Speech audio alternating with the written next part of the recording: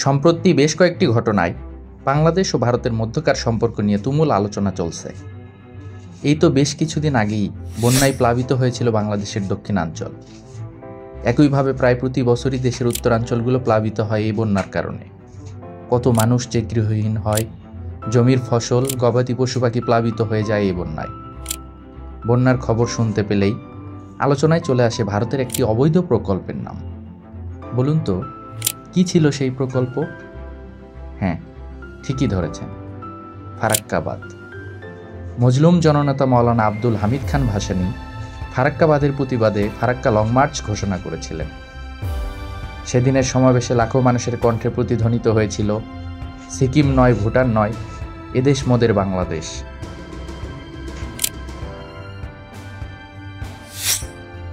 উনিশশো সালের 16 মে ফারাক্কা বাঁধের বিরুদ্ধে চাঁপাইনবাবগঞ্জ সীমান্তের দিকে একটি মিছিল আয়োজন করেন বাংলাদেশের সুপরিচিত রাজনীতিবিদ মাওলানা আব্দুল হামিদ খান ভাসানী। এই মিছিল ও সমাবেশ ফারাক্কা লং মার্চ হিসেবে পরিচিত। মাওলানা ভাসানী যখন ফারাক্কা লং মার্চের নেতৃত্ব দেন, তখন তার বয়স 90 বছরের বেশি। 1976 সালের গোড়ার দিকে মাওলানা ভাসানী বার্ধক্যজনিত অসুস্থতার কারণে হাসপাতালে চিকিৎসাধীন ছিলেন। 76-এর 18 এপ্রিল হাসপাতাল থেকে ফেরার পর মাওলানা ভাসানী ঘোষণা দেন, ভারত যদি বাংলাদেশকে পানির অধিকার থেকে বঞ্চিত করে তাহলে তিনি লং মার্চ করবেন। তার এই কর্মসূচি তখন অনেককে বেশ চমকে দিয়েছিল, কারণ 90 বছরের একজন মানুষের তো ঘরেই থাকার কথা। কর্মসূচি বাস্তবায়নের জন্য 1976 সালের 2 মে মাওলানা ভাসানীকে প্রধান করে 31 সদস্য বিশিষ্ট ফারাক্কা মিছিল পরিচালনা জাতীয় কমিটি গঠিত হয়। এই লং মার্চের আগে ভারতের তৎকালীন প্রধানমন্ত্রী ইন্দিরা গান্ধীর কাছে একটি চিঠি লিখেন আব্দুল হামিদ খান ভাসানী।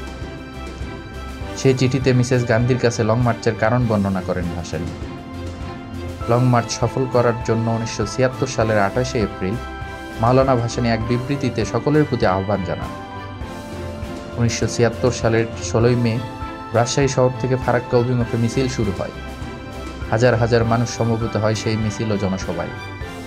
লং মার্চের মিছিল রাজশাহী থেকে প্রেমতলী, প্রেমতলী থেকে চাঁপাইনবাবগঞ্জ, চাঁপাইনবাবগঞ্জ থেকে মনকষা এবং মনকষা থেকে শিবগঞ্জ পর্যন্ত প্রায় 64 মাইল অতিক্রম করে। মিছিলের শুরুতে ভাসানী সহ নেতৃবৃন্দ পুরো ভাগে দাঁড়ান। মিছিলটি 3 মাইল দূরে রাজশাহী কোর্ট এলাকায় যেতে না যেতেই মুষলধারে বৃষ্টি নামে। তা সত্ত্বেও লক্ষ জনতার মিছিল এগিয়ে চলে। 11 মাইল অতিক্রম করে প্রেমতলী পৌঁছে তখন দুপুর 2টো।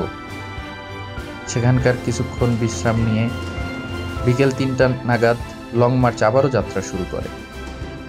এরপর প্রায় 20 মাইল পথ অতিক্রম করে চাঁপাইনবাবগঞ্জ পৌঁছে মিছিলটি। রাতে সেখানেই তারা অবস্থান করে।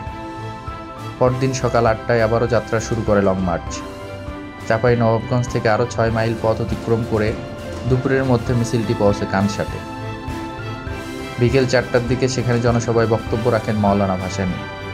সে জনসভায় তিনি বলেন, ফারাক্কা সমস্যার সমাধানের জন্য ভারত যদি বাংলাদেশের মানুষের দাবি উপেক্ষা করে তাহলে ভারতীয় পণ্য বর্জনের আন্দোলন শুরু হবে। মাওলানা ভাসানীর অনুসারীরা তাকে একজন রাজনীতিবিদের চেয়ে দার্শনিক হিসেবেই বেশি বিবেচনা করতেন।